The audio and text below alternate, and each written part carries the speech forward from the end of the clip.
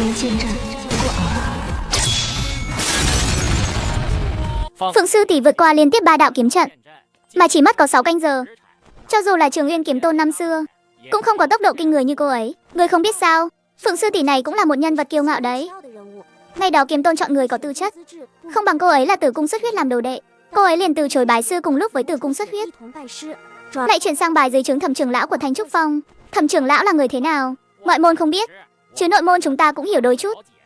Chỉ có cái danh bối phận cao thôi, sao xứng đáng đặt cạnh Trường Uyên Kiếm Tôn được.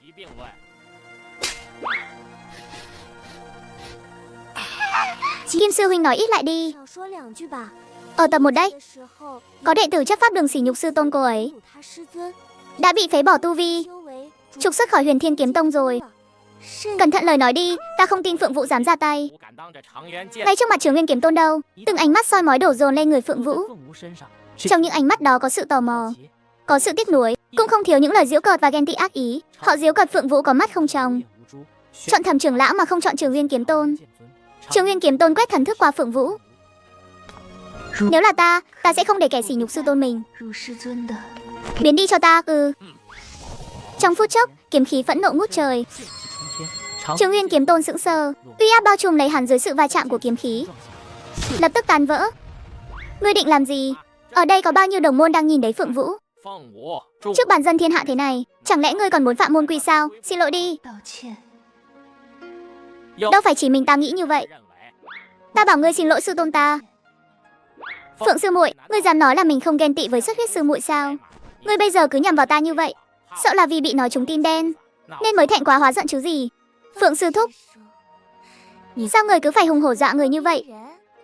Vị sư huynh này cũng chỉ nói vài lời thật lòng, sư thúc liền đòi dạy dỗ xử lý người ta, thật là quá vô lý rồi. Liên quan gì đến ngươi? Đúng là đồ phiền phức, chỗ nào cũng có mặt ngươi. Chuyện này do mọi người bàn tán về sư tôn của ta và ngươi mà ra. Đương nhiên là có liên quan đến ta rồi. Nếu ngươi đã muốn bênh vực kẻ khác, vậy thì ngươi đứng ra xin lỗi đi. Phượng sư thúc thật là quái gở.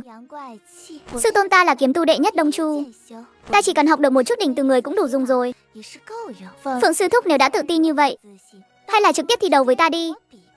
Nếu không phải vì kiếm tôn đang ở đây, ta chỉ cần dùng một ngón tay cũng tiễn ngươi bay màu được. Ngươi có tư cách gì mà đòi thi đấu với ta? Xuất Huyết sư muội đừng có nóng này. Phượng Vũ cô ta đã có tu vi trúc cơ hậu kỳ rồi, cho dù có áp chế tu vi để đọ kiếm pháp, thì muội cũng mới luyện tập được bao lâu chứ? Thi đấu như vậy không công bằng chút nào. 3 tháng sau sẽ là đại tỷ thí tiên môn, hay là chúng ta đánh cược một ván đi, cứ xem ai giành được thứ hạng cao hơn trong cuộc thi. Nếu thứ hạng của ta cao hơn một chút, thì coi như ta thắng ván cược này. Ngược lại thì là Phượng sư thúc thắng. Ván cược này ta nhận. Có điều kiện lúc nãy không công bằng. Nếu ta thắng thì mọi chuyện theo lời ngươi nói. Còn nếu ta thua, ta muốn ngươi cùng tất cả những kẻ vừa sỉ nhục sư tôn ta lúc nãy phải xin lỗi về chuyện hôm nay trước mặt toàn tông môn. Thấy Tử Cung Xuất Huyết gật đầu đồng ý, ánh mắt Phượng Vũ chợt lóe lên, nhìn chằm chằm vào hư ảnh đang lơ lửng trên không trung kia, khóe môi khẽ nhếch, chắp tay nói: Kiếm Tôn hôm nay cũng ở đây, vậy xin mời Kiếm Tôn làm chứng cho ván cược của chúng con. Cho dù ai thắng ai thua thì lúc đó cũng không được quyền nợ. Được, ta đồng ý lời của Phượng sư điệt. Phượng sư muội, chuyện lần này muội thật sự thiếu suy nghĩ quá. Sao huynh lại nói vậy? Ta nghe nói chuyện muội đánh cược với Tử Cung Xuất Huyết bên Lăng Tiêu Phong rồi. Muội có biết đại tỷ thí tiên môn lần này tổng cộng có bao nhiêu tông môn tham gia không? Không chỉ các tông môn ở Đông Chu chúng ta, mà cả những đại tông môn ở Nam Chu và Bắc Chu, mới rời đến Đông Chu những năm gần đây cũng tham gia, sẽ tham gia vào đại tỷ thí tiên môn lần này. Nói cách khác, tỷ thí ở luyện khí cảnh chỉ là chuyện nhỏ nhặt thôi. Màn kịch hay thật sự vẫn nằm ở trúc cơ cảnh và kim đan cảnh. Tại đại tỷ thí tiên môn kiếp trước đã xuất hiện rất nhiều nhân tài xuất sắc và đáng kinh ngạc. Không chỉ riêng trúc cơ và kim đan cảnh, mà còn nhiều kiếm tu mới bắt đầu tu luyện nhưng lại có thiên phú dị bẩm. Tử Cung Xuất Huyết đó, đám người ở Lăng Tiêu Phong mà muốn được kê cao gối ngủ yên sao? Vậy thì nhầm to rồi. Cảm ơn sư huynh đã nhắc nhở, chuyện này muội đã có tính toán riêng. Nếu đã vậy thì chúc sư muội may mắn. Chuyện Phượng Vũ và Tử Cung Xuất Huyết đánh cược lan truyền rất nhanh, chẳng mấy chốc đã đến tai Thẩm Hoài Trác.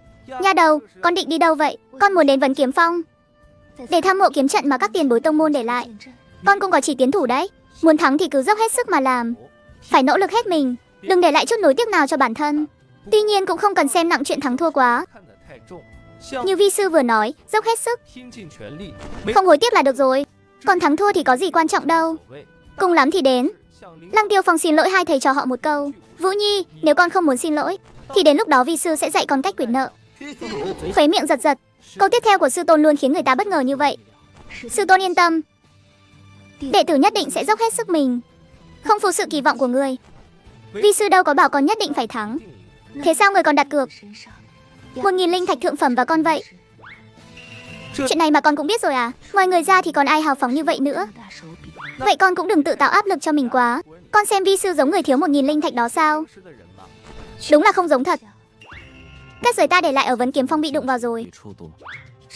Có chuyện gì vậy? Con cứ tiếp tục đi. Vi sư có việc phải đi một lát. Trường Uyên Kiếm Tôn ẩn thân bên ngoài trận, vẫn luôn âm thầm quan sát mọi thứ bên trong.